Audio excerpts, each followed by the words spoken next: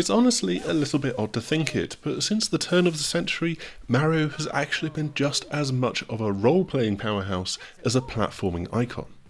Between Paper Mario, Mario and Luigi, and the Mario and Rabbids spin-offs, there's actually been more new RPGs than Jumpman adventures.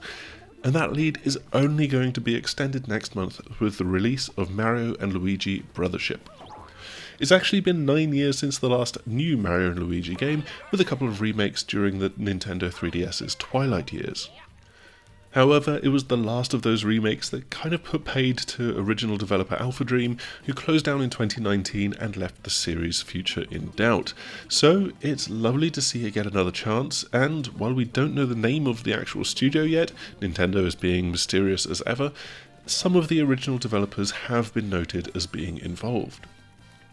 So this new game sees the most iconic Italian brothers since Romulus and Remus thrown into another adventure in strange and unusual lands. Concordia has been shattered into islands, and this dynamic duo are the only ones that can help the local partner characters of Connie and Snoutlet, who's definitely not a pig, drag the realm back together again. With an island adventure before them, they're going to need a boat. What they actually end up with, though, is Ship-Shape Island, which is a ship that's also an island, it's kind of in the name, and is able to traverse the seas and search for the other broken islands to launch Mario and Luigi at them from a cannon. Each island then needs to be linked back to Ship-Shape by finding a magical lighthouse and connecting their beacons together. With our hands-on time, we got to fire ourselves out to 2 islands from the game, showing that early evolution of introductory gameplay as well as some of the pair's new tricks. Landing on Twister Island and needing to reach one of the locals who's stranded up on a cliff top, since the famous twisting vines have withdrawn because nobody on the island is dancing. And nobody is dancing because there's a serious hair gel shortage. And there's a serious hair gel shortage because the proprietor of the only hair gel shop on the island is trapped in a forest filled with bugs that they're scared of. Thankfully, it's not that tricky to actually go and find her, the one person that knows how to make hair gel, and get them back to their shop, even if her line of work is ridiculous because she needs to go to that forest in order to find the resources to make the hair gel, and she's deathly afraid of those bugs. Yeah, it's an absolutely balmy series of situations in isolation, and I hope that there's a bit more heft to the overarching narrative of the game. Still, this does allow the familiar Mario and Luigi tandem gameplay to shine through. Just getting around the world is a quirky little challenge as always, as pressing A makes Mario jump and B makes Luigi jump, who is invariably right on his heels. And so you can get that pleasing 1-2 jump as you lead the pair around and hop up onto ledges, though I will say that it's far more forgiving than I remember the GBA original being. There's some environmental puzzling here, as helping Spiralia get back to her shop requires you to actually carry her past meandering bugs and hopping over ledges and passing her back and forth between the 2 brothers. Later on in the game, on Merry-Go Island, a new Luigi logic system shows up, with the taller brother able to take more of an independent role in certain situations. It could be helping you to chase after collectibles that float around, with AI taking over and him running around whilst you do your own thing as Mario. And on Merry-Go Island in particular, as you're stuck in this huge circular maze, Mario can head up to a vantage point while Luigi stays down on the ground to man a gong that is also a trigger, shifting and moving around the concentric circles in order to let the pair pass through.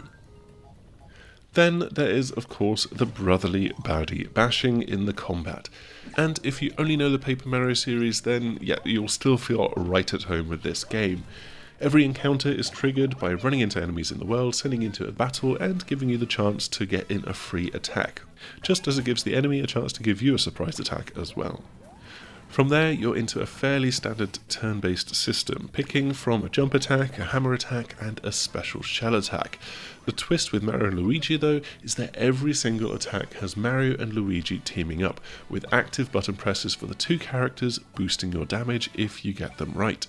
It can be an acrobatic launch into the air, it can be winding up and hitting hammers together to unleash a whirling dervish of damage, or there's the back and forth passing of a shell to build up a shell attack.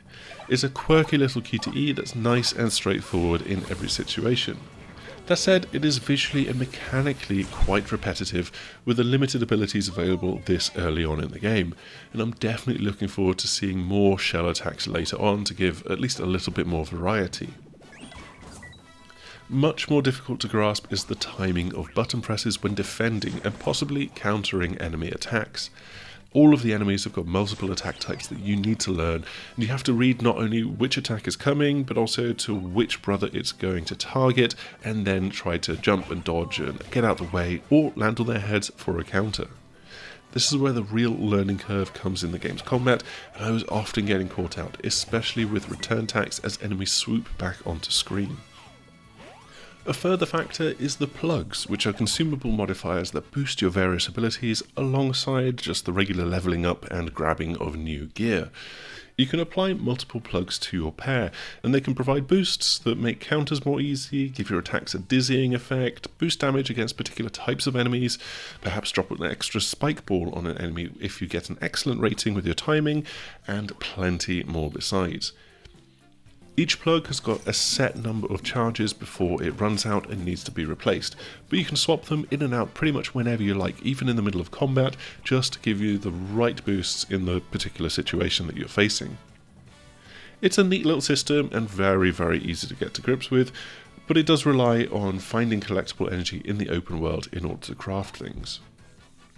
There's plenty more that we didn't really get to explore in our brief hands-on time with the game. Shipshape Island will naturally be a hub for the game, and there's some nice little back and forth minigame challenges to find around the different islands that we only really dipped a toe into.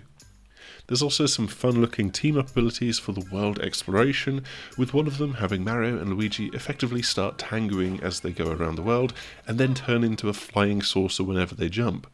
It's a hell of a trick that would have the Strictly judges absolutely lose their minds, but more practically it will let you hover across wider gaps in the world and just explore a little bit further. If there's one aspect to this game that I'm less enthused by, then it's the art style, unfortunately, which honestly might have worked best on the 3DS as opposed to the Switch. I find that it's maybe a bit too heavy on the thick outlines to characters, the picture quality is a bit too soft, and texture detail not quite high enough. And there's also just this odd colour gradient to Mario and Luigi's red and green tops and hats.